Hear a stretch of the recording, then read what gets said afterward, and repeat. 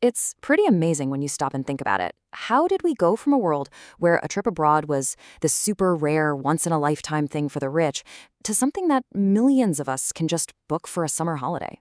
That's a huge transformation. And in this explainer, we're going to dig into the incredible story of how global travel went from nearly impossible to totally normal, all in the years right after World War II. And yeah, that's the big question we're going to unpack, right? Because this wasn't some slow, gradual change. Oh no, this was a full on revolution. It was fueled by a perfect storm of brand new technology, a booming economy, and some really clever business ideas that completely changed the way we look at the world. And the scale of that change, it's just mind blowing. In only 30 years, the whole experience got flipped on its head. We went from these long, slow, weeks long journeys by boat that only the super elite could even dream of, to just hopping on a plane and being on the other side of the ocean in a few hours. Travel went from being for the 1% to being for pretty much everyone. Okay, so to really get how massive this shift was, we first have to rewind a bit and understand what travel was actually like before this golden age kicked off. And believe me, it was a totally different world. Before the war, travel wasn't about a getaway like we think of it. It was all about the grand tour. This was basically a long educational trip for the children of the rich and famous.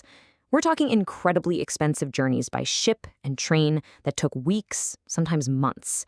And the point wasn't to relax on a beach, it was to soak up high culture. For your average person, it was completely out of reach, just not even a possibility. So, what changed? Well, after years of a devastating global war, the world was just hungry for something new.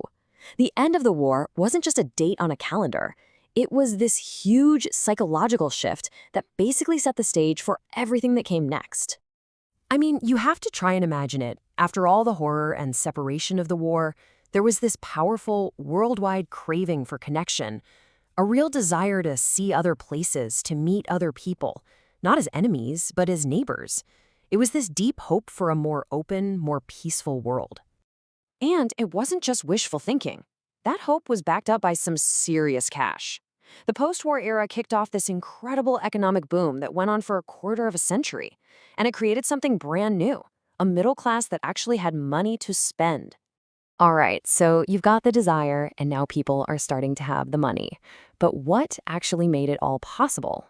Well, it really boiled down to three powerful forces, three engines of expansion that launched this whole new era. First up, and this one is a big one, was the technology. The world didn't just step into a new age. Nope. It basically strapped itself to a rocket and blasted off into the jet age. Just think about that for a second. 50%. A journey that took, say, 18 hours in a shaky old propeller plane can now be done in less than half the time in a smooth, comfortable jet. The world literally shrank. A trip from New York to London wasn't some grueling ordeal anymore. It was just an overnight flight. Our second engine was that economic boom we talked about. But it wasn't just about having more money in your wallet. It was about having more time.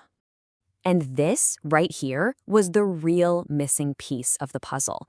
For the first time ever, paid vacation became a standard thing for many workers. Suddenly, people didn't just have the money to travel, they had the guaranteed time off to actually do it. That idea of a 2-week paid holiday was absolutely revolutionary. But hey, even with fast planes and a couple weeks off, planning a trip to another country is complicated. It can be pretty intimidating if you've never done it before. And that's where our third engine comes roaring in, some good old-fashioned business innovation. Some very smart entrepreneurs realized they could just get rid of all the hassle. They bundled everything together, the flight, the hotel, the bus from the airport, even a few meals and tours, all into one simple, affordable package. This was absolutely genius. It took all the stress and the risk out of the equation and made going abroad almost as easy as booking a weekend trip to the beach. So let's put it all together. You've got the incredible speed of jets, you've got a middle class with time and money, and you've got these super simple package deals. What's the result? The birth of the modern tourist. And the pace of this change was just incredible. The first commercial jet takes off in 1952. Just 6 years later, they're crossing the Atlantic like it's nothing. By 1964, tourist numbers are over 100 million. And then comes the real game changer in 1970, the Boeing 747, the jumbo jet, which made flying even cheaper and more accessible than ever before. And this is really the punchline. Just look at that growth. We go from 25 million international travelers in 1950 to a mind-boggling 166 million just 2 decades later. That is almost a 7 times increase. It's not growth, it's an explosion. So who were all these new travelers? Well, they weren't aristocrats studying art in Italy anymore. Nope. They were families from the suburbs taking their very first trip to another country. They were young couples looking for some sun and sand on the coast of Spain. Travel wasn't about social status anymore. It was about leisure, having fun, and relaxing. Now, this whole boom was way more than just a fun little chapter in history. This period completely remade our world, and you can see its legacy everywhere you look. This boom truly made our planet feel smaller and more connected.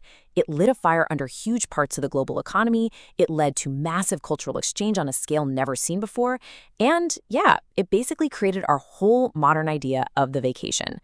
The way we think about work and time off and our place in the world, it was all forged in these decades. So that golden age of jets and package tours gave us the world of travel we have today. It defined how generations saw the globe. Which, of course, leaves us with a really fascinating question to think about. What forces are going to define the next great age of travel? Will it be technology, climate change, something we can't even imagine yet?